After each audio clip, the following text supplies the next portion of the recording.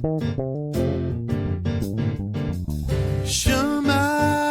Yisrael, Yahuwah Eloheinu, The previous study, we were in Genesis 25 or Bereshit 25. And in chapter 25, we covered a lot of ground and several significant events they take place. But I want to begin with Yitzhak because in chapter 24, it solely covers Abraham's servant's journey east to obtain a wife for Abraham's son, Yitzhak. All right. And in chapter 25, we found out that Yitzhak, he was 40 years old when Rebekah became his wife, and she was barren. And we get an additional example of the impact that Abraham's righteousness had on the life of Yitzhak, with Yitzhak understanding that Yahuwah is the author of life, as he seeks and he entreats Yahuwah on behalf of his wife's barrenness. Now, Isaac's prayers are ultimately answered, and his wife Rebekah, she gives birth to twins, Jacob and Esau. These boys, they grow, and we are told that Esau was a cunning hunter, a man of the field, and Yaakov was a pious man. That's the word used there for plain, or that's the meaning of the word used there for plain. Yaakov was a pious man who dwelled in tents, or he dwelled in the bed. Now, we also learn that Esau was called Edom because of the pottage he requested from his brother, and it had nothing, not anything, to do with how he looked. And we didn't get into this in detail, but allow me to give you a little bit of insight into this. For starters, in Hebrew, Edom is not much different than the word we have for Adam. In fact, they are both spelled with an aleph, a dalet, and a mem, and they both mean red or ruddy, as in the color of the Adamah, or ground from which man was created. Now, a lot of people, they give way to what they want to believe, and they ignore exactly what the Bible tells us. Genesis 25:30. And Esau said to Yaakov, "Feed me, I pray thee, with that same red pottage, for I am faint." Therefore was his name called Edom. So we're told plainly that he is called Edom because of the red pottage.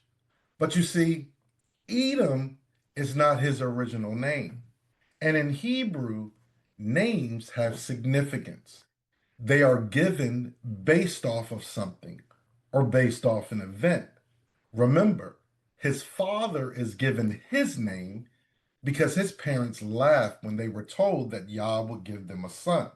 Therefore, his name, Yitzhak, means laughter.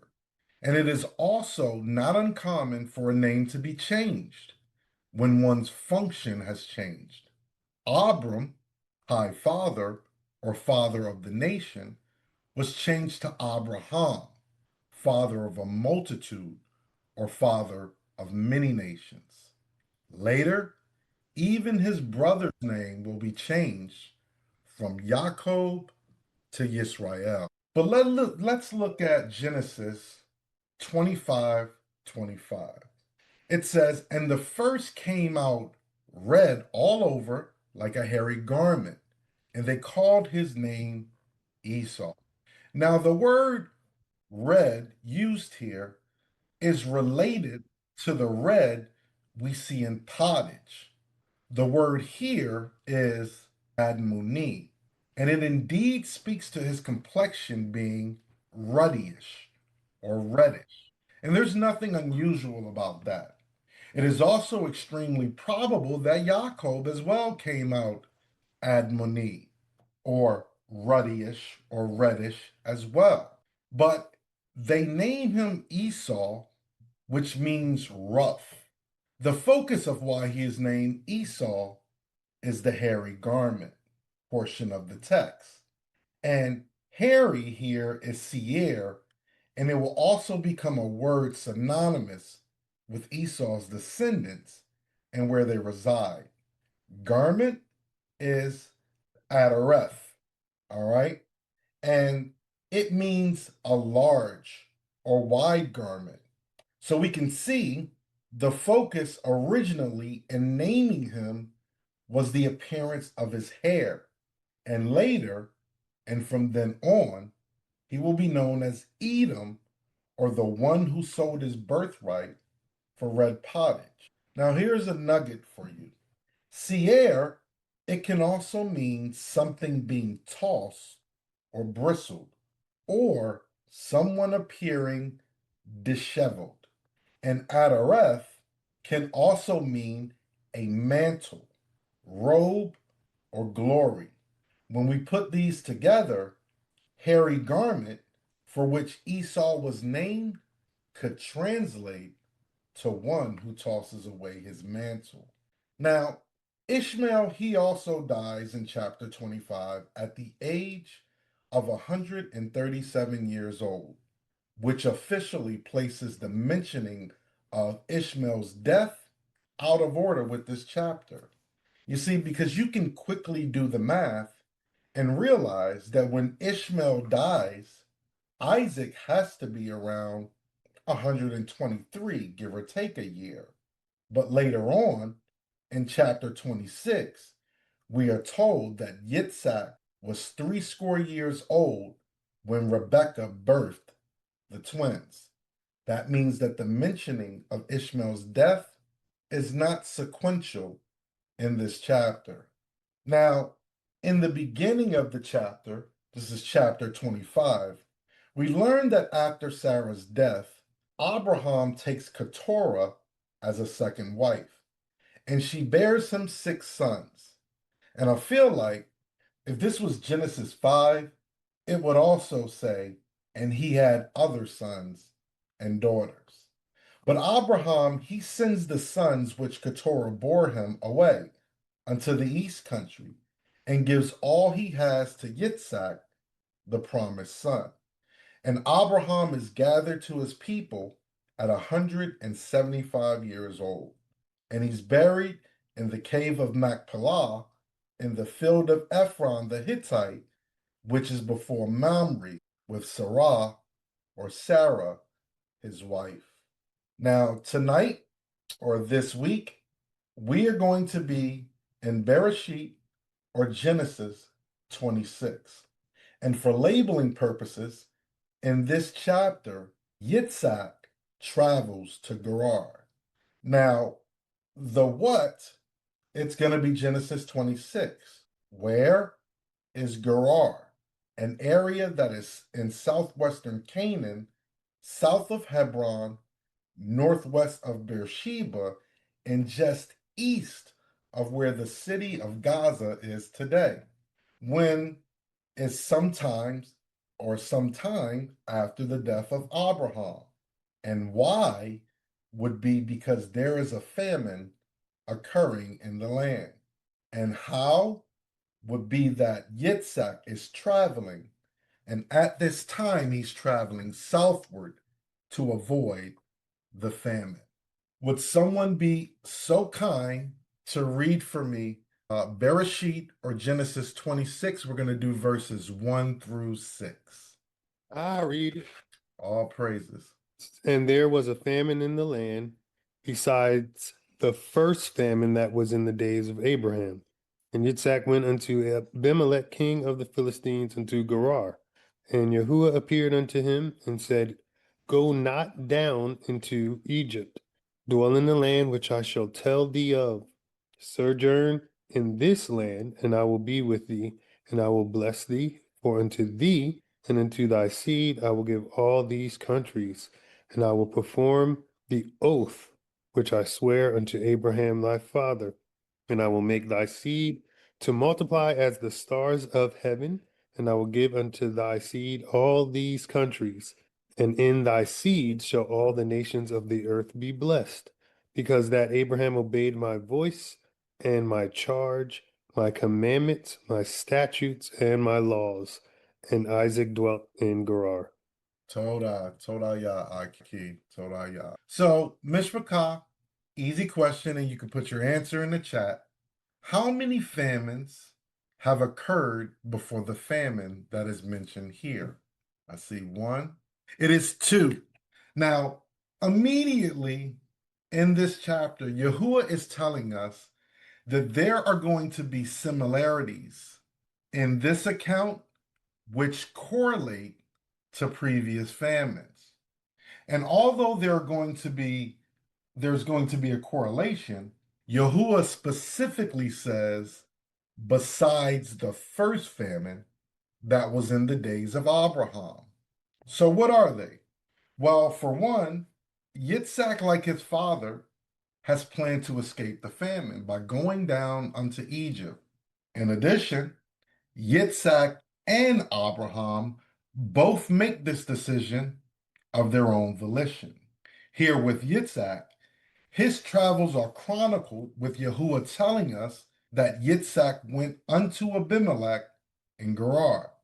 With Abraham, this portion of his travels are either not chronicled or the Philistines were not yet established enough to have a king in Gerar. Now, in this instance with Yitzhak, Yahuwah appears unto him whilst he is yet still in Gerar. This does not occur with Abraham. Now, you may be thinking to yourself, wait a minute, Kepha, that's not correct. Yahuwah appeared unto Abram in chapter 12 and several times thereafter and gave Abraham the covenant promise.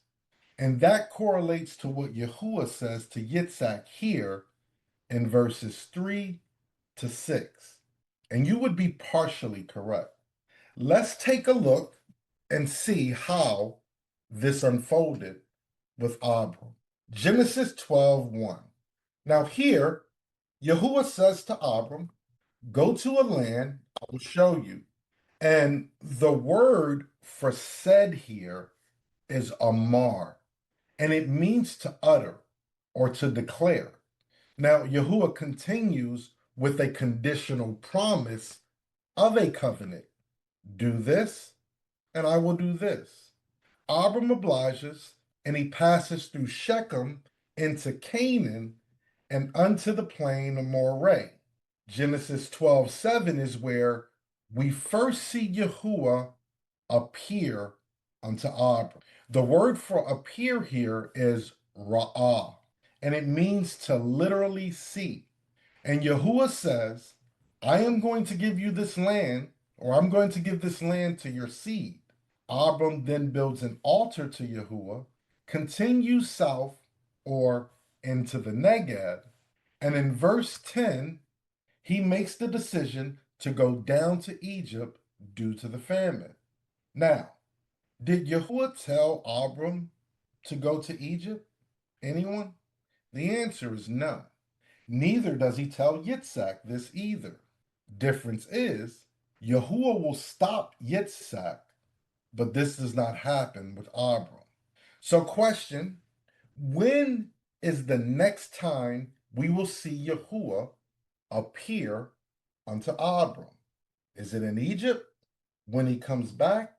When is it? Anyone know? You don't have to answer that.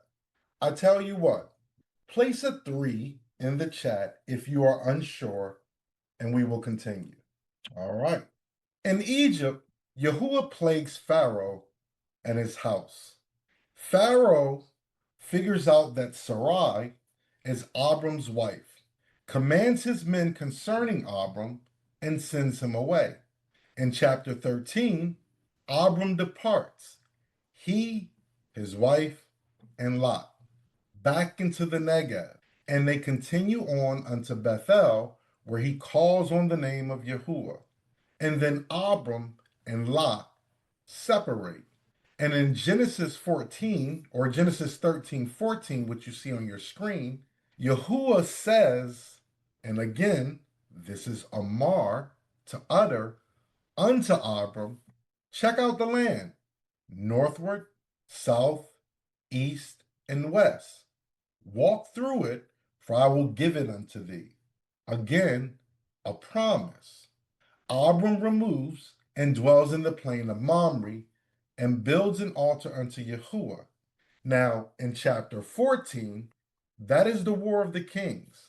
Yahuwah does not speak, nor does he appear in that chapter.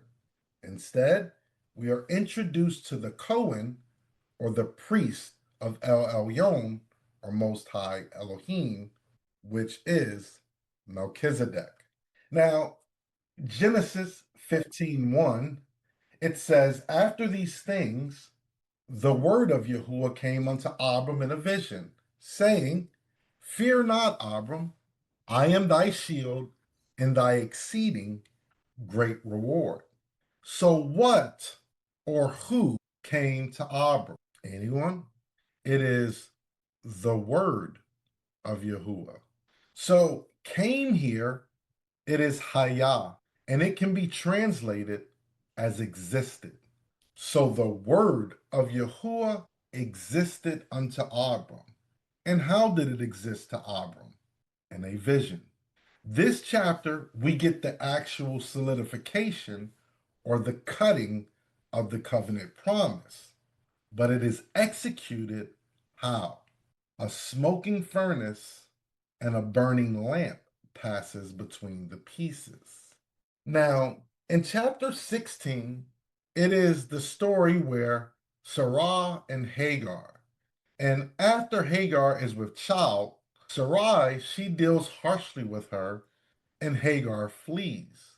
Now, notice in Genesis 16, verses 7 through 12, it is the angel of Yahuwah that is speaking and dealing with Hagar, not Yahuwah appearing.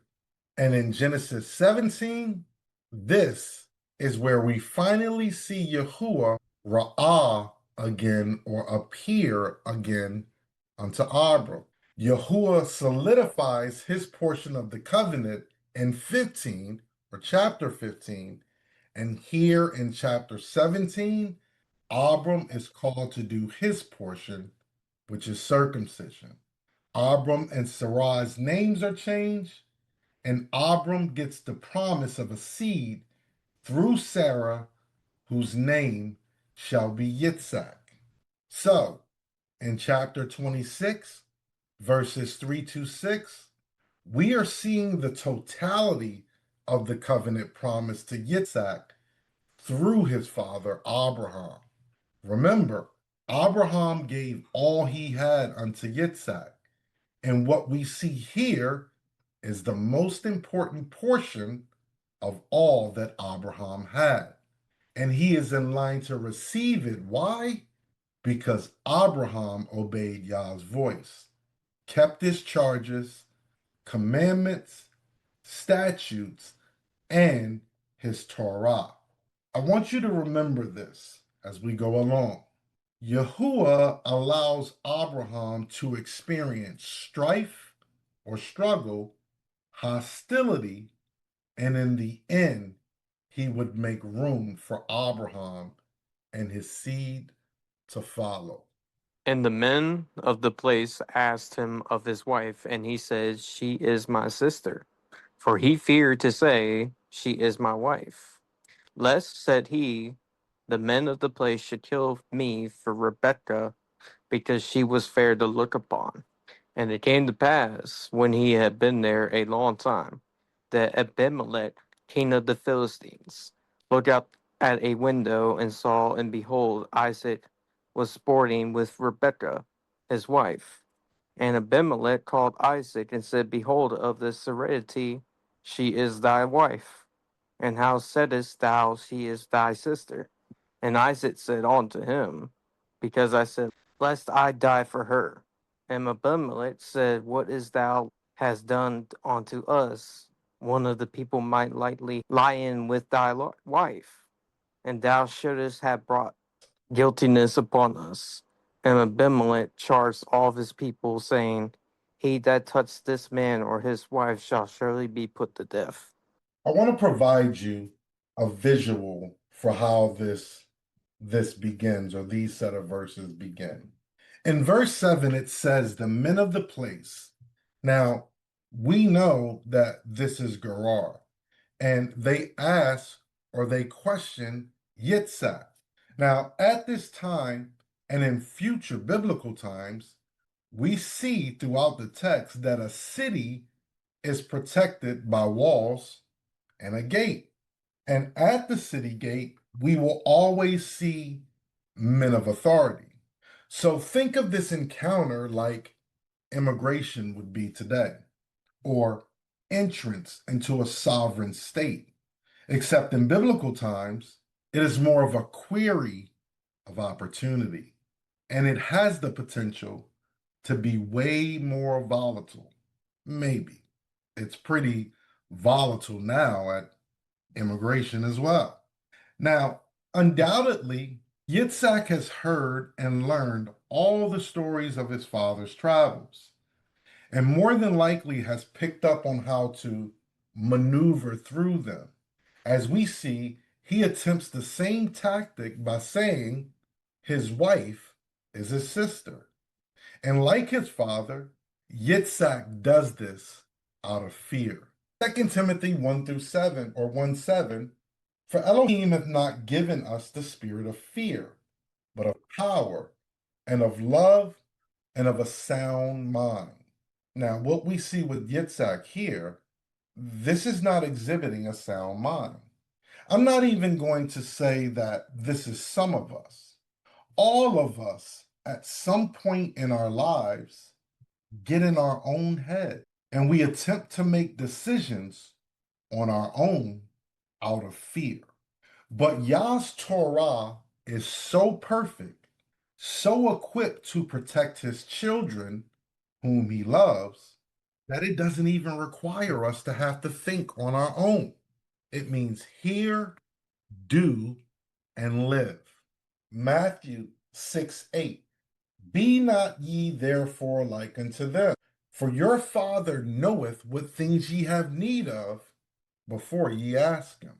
This decision by Yitzhak to say that Rebekah is his sister, it is going to set in motion the conditions for Isaac to have to go through the same thing as his father: strife or struggle and hostility. Side note, and this is for all the Akim in here. If you want to avoid going through the same ordeal as our fathers, Abraham and Yitzhak, marry an ugly woman with no shape. I'm just kidding. I'm just saying. If you think about it, the common denominator with Rebecca and Sarah are that they are from the same area.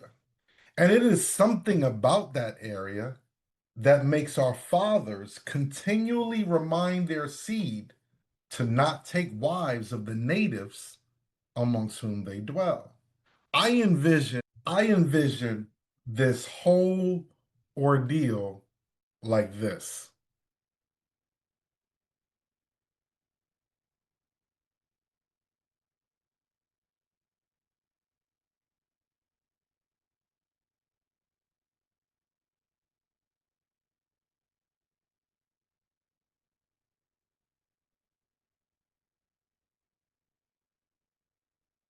Now, that's just some comic relief.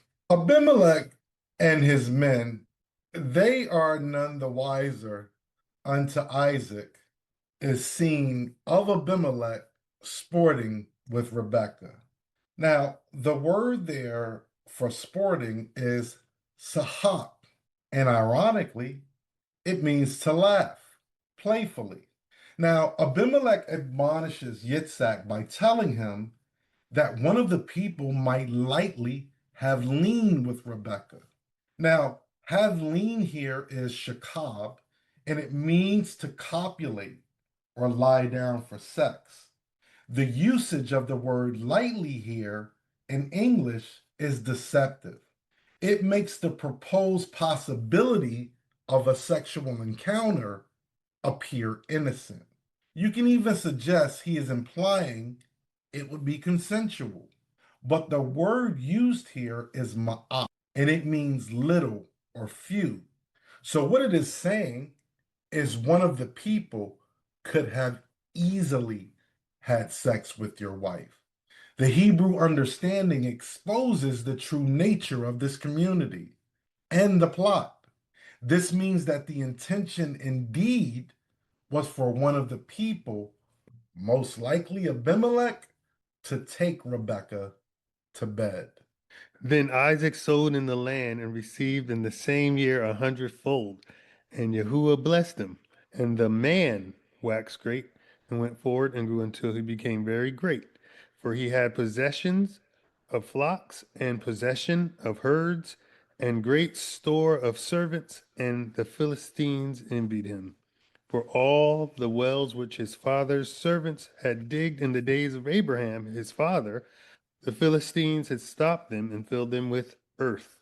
And Abimelech said unto Isaac, Go from us, for thou art much mightier than we. And Isaac departed thence and pitched his tent in the valley of Gerar and dwelt there. And Isaac digged again the wells of water which they had digged in the days of Abraham his father, for the Philistines had stopped them after the death of Abraham. And he called their names after the names by which his father had called them. And Isaac's servants digged in the valley and found there a well of springing water. And the herdmen of Gerar did strive with Isaac's herdmen, saying, The water is ours. And he called the name of the well Eset, because they strove with him. And they digged another well and strove for that also. And he called the name of it Sitnah. And he removed from thence and digged another well, and for that they strove not. And he called the name of it Rehoboth. And he said, For now Yahuwah hath made room for us, and we shall be fruitful in the land. So, in the last set of verses that we previously read, in verse 11, we saw that Abimelech charges his people to not touch Yitzhak or his wife. And we can also infer that Abimelech allows Yitzhak to sojourn amongst them as well. This also mirrors his father's ordeal. In Genesis 12:20, it says, And Pharaoh commanded his men concerning him, this is Abraham, and they sent him away and his wife and all that he had. Genesis 28. Therefore, Abimelech rose early in the morning and called all his servants and told all these things in their ears, and the men were sore afraid. 20:15. And Abimelech said, Behold, my land is before thee, dwell where it pleaseth thee.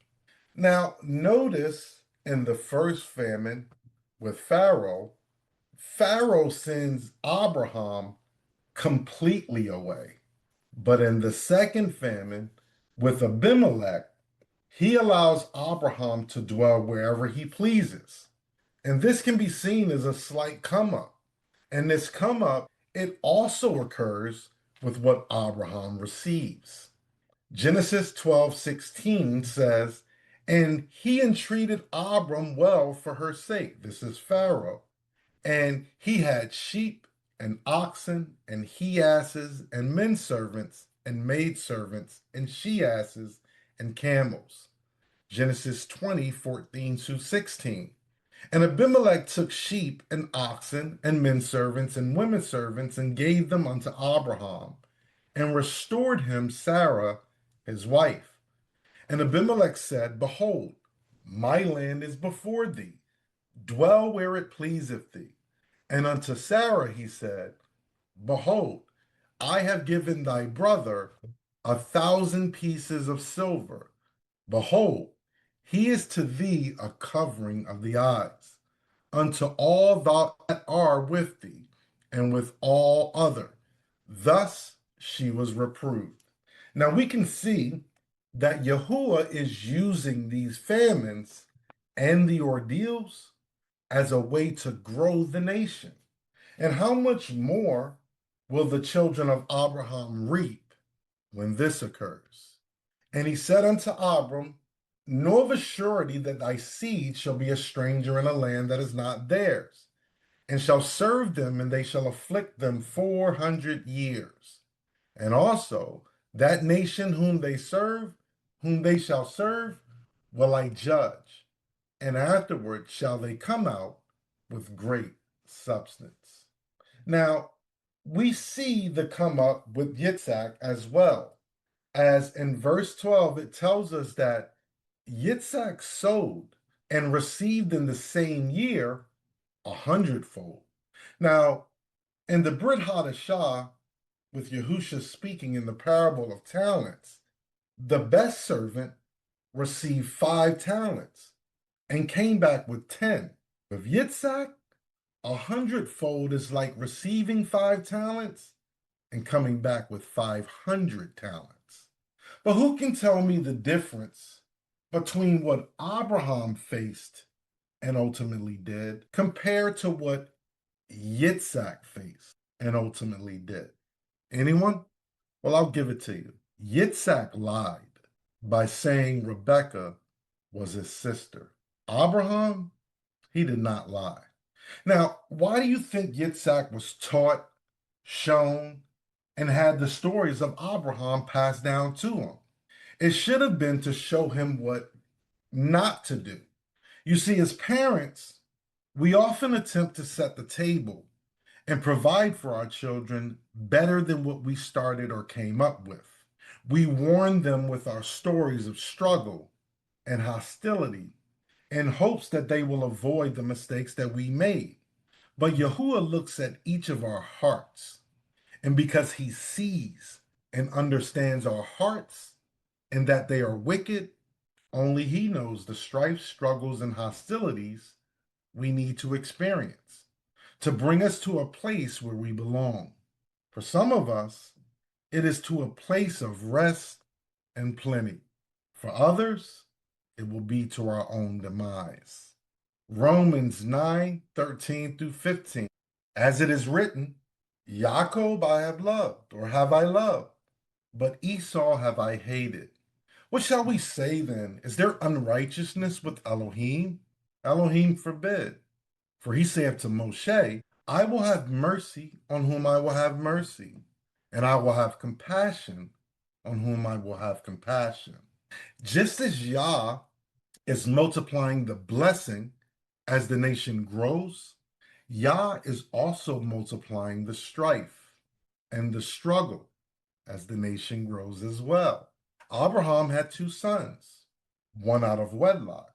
And because of that misstep, the son who he first loved, he had to witness him being sent away and passed over for the promise and the covenant established in Yitzhak. Yitzhak, he had 2 sons, both of his sons in wedlock, twins, which the one he loved, because of his venison, he had to witness him be the first who was hated of Yah and completely cut off from the nation. We should understand that although we can't see it, the multiplication continues. And because it continues, some of our family have the opportunity to turn from their ways and make it into the kingdom. But many, many, many, many more of our family members will be completely cut off from that opportunity. Sons, daughters, mothers, fathers, wives, husbands, aunts, uncles, nieces, nephews, you name it. If you cannot understand and accept that, then you are not fit for the kingdom of Elohim. Not my word, just the word of the Bible. We find out that Yitzhak ends up sojourning in the valley of Gerar, in the land of the Philistines. And it tells us that the Philistines had stopped up all the wells with earth. all the wells that his father Abraham had dug. It even tells us that his servants, this would be Yitzhak's servants, praise Yah. This would be the servants of the chosen son, digged in the valley. This is Nahala, the winter torrent, the wadi, or the dry ground, or the dry place, the narrow place. They digged in that valley and found there a well of Haya Ma'im, spring water. In Hebrew, this is living water. This is hard work, family. Digging a well. It's backbreaking work. You have to dig really deep to find water. In the process, you often find yourself, the majority of the time, in over your head with earth. But the servants of the chosen one, the chosen son, the servants of Yitzhak, they dug and found living water. Only for the herdsmen or the servants of Gerar, and Gerar means rolling country. And it comes from the root Gerar, meaning to drag off roughly or to cut off. If you look at it in the AHLB, it says it means a walking man or one who travels or roams about. 1 Peter 5:8. Be sober, be vigilant, because your adversary, the devil, as a roaring lion, walketh about, seeking whom he may devour. Vigilant means to keep at it, to keep digging, to stay awake, remain alert, or steadfast, only for the servants of Gerar to come along and strive with the chosen one's servants or the chosen son's servants to say, hey, that water is ours. Yitzhak names this well a sek because they strove with him. But his servants, they dig another well, and he calls the name of it Sitna because they continue to struggle against the Philistines and they continue to strive against them. Finally, Yitzhak and his mishpachah, his servants, they remove from thence and dig another well, and they call the name of it Rehoboth. It means streets, or to widen, or a wide or roomy space, a place of rest. At the beginning of this lesson, I asked you to remember something. I asked you to remember strife or struggle, hostility, and making room. Isek, Sitna, Rehoboth. Strife, struggle, or hostility, and wide space or roomy space. For Yahuwah hath made room for us, and we shall be fruitful in the land. And he went up from thence to Beersheba, and Yahuwah appeared unto him the same night, and said, I am thy Elohim of Abram thy father. Fear not, for I am with thee, and will bless thee, and multiply thy seed for my servant Abram's sake. And he built an altar there, and called upon the name of Yahuwah, and pitched his tent there. And there Isaac's servants digged a well. Then Abimelech went to him from Gerar, and Hosua, one of his friends, and Vichel, the chief captain of his army. And Isaac said unto them, Wherefore come ye to me, seeing ye hate me, and have sent me away from you? And they said, we saw certainly that Yahuwah was with thee. And we said, let there be now an oath bewitch us and thee, and let us make a covenant with thee, that thou wilt do us no hurt, as we have not touched thee, and as we have done unto thee nothing but good, and have sent thee away in peace. Thou art now the blessed of Yahuwah. And he made them a feast, and they did eat and drink, and they rose up betimes in the morning, and swear one to another, and Isaac sent them away. and they departed from him in peace. And it came to pass the same day that Isaac's servants came and told him concerning the well which they have digged, and said unto him, We have found water. And he called it Sheba. Therefore the name of the city is Beersheba unto this day.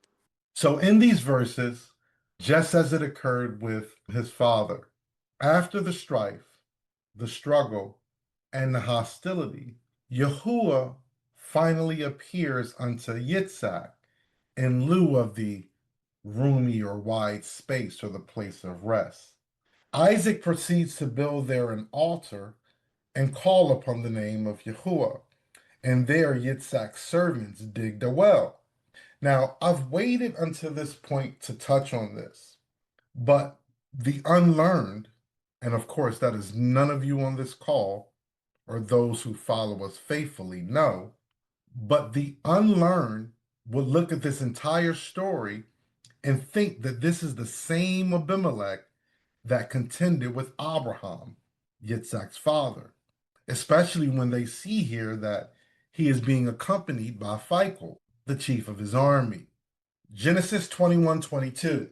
And it came to pass at that time, that Abimelech and Phicol, the chief captain of his host, spake unto Abraham, saying, Elohim is with thee in all that thou doest. As most of you know, Abimelech is a title that simply means Father King or my father, the king. Believe it or not, Phicol is also not a name, but a title, meaning mouth of all. So Phicol is the mouth of all the host of Abimelech, a positional title and not a name. Notice with Abraham, they say that Elohim is with you in all that you do. This is another way of them saying that you are the one chosen of Elohim. Let's look at what they say to Yitzhak. Bereshit or Genesis 26:28. And they said, We saw certainly that Yahuwah was with thee. And we said, Let there be now an oath betwixt us, even betwixt us and thee, and let us make a covenant with thee. Same statement. Our minds may want us to believe that this is them recognizing Yahuwah and his authority. But in reality, this is nothing more than an utterance to their own demise. I might remind you that this area at this time is all occupied by and is Philistine territory, save Yitzhak. Although today, the bulk of the Philistines are relegated to the area known as the Gaza Strip, if you think of this, just as we spoke about why Abraham purchased the cave of Machpelah near unto Mamre, this declaration by Abimelech, this utterance by him, and the subsequent covenant that will be made can be seen as an affirmation that the entire land of Canaan, to include the area occupied by the Philistines, including the Gaza Strip, belongs to the children of Abraham who come through the lineage of Yitzhak. Now, I say this as an utterance to their own demise because we see, especially with these events, that the Philistines do not honor their words, nor do they honor the covenants that they make. Genesis 21:23. Now therefore swear unto me here by Elohim that thou wilt not deal falsely with me, nor with my son, nor with my son's son, but according to the kindness that I have done unto thee, thou shalt do unto me, and to the land wherein thou hast sojourned. This is a conversation between Abraham and Abimelech. Was this oath kept? Did Abimelech's son deal kindly with Yitzhak? If so, why did they stop up all the wells in which the oath we see here in chapter 21 is all about? Like I said, to their own demise, do they make the same oath with Yitzhak? Don't hurt us, and we won't hurt you. And in the same day come the servants of Yitzhak, saying, We have found water. And Yitzhak calls the name of that place Sheba or Sheba, meaning fullness. But it also means something else as well. Does anyone know what else it means and why Yitzhak calls it this? Sheba. Ah, correct. Correct, Coach. Sheba, Sheba, or Shibiyah means 7 or oath. Genesis 21:28 through 30. And Abraham set 7 ewe lambs of the flock by themselves. And Abimelech said unto Abraham, what mean these 7 ewe lambs which thou hast set by themselves? And he said, for these 7 ewe lambs shalt thou take of my hand, and they may be a witness unto me that I have digged this well. Because the place where this is occurring is Beersheba, or the well of oath, the same place that his father and the Abimelech before him made an oath. Also, the same place where the angel of Elohim proclaimed an oath to Hagar. Genesis 21:14. And Abraham rose up early in the morning and took bread and a bottle of water and gave it unto Hagar, putting it on her shoulder and the child, and sent her away. And she departed and wandered in the wilderness of Beersheba. And Esau was 40 years old when he took to wife Judith, the daughter of Beri the Hittite, and Bashemoth, the daughter of Elon the Hittite, which were a grief of mine unto Yitzhak and to Rebekah. Now, I did not take any notes for these last 2 verses, and I did that intentionally. As most of us know, the Bible did not contain chapters or separation of chapters originally. And it is my belief that these 2 verses will be better placed in the next chapter, because we're going to start to get into Esau and the grief that these Hittite women cause unto Yitzhak and to Rebekah. So I intentionally am going to leave these 2 verses for the next lesson to expand on. Shalom Mishpachah. Goshen Group would like to thank you for viewing this presentation and remind you to feel free to share our videos with anyone you believe may benefit from them. If you would like to learn more about Goshen Group, you can follow us on Facebook, Instagram, and also visit us at www.goshengroup.net. Shalom and blessings.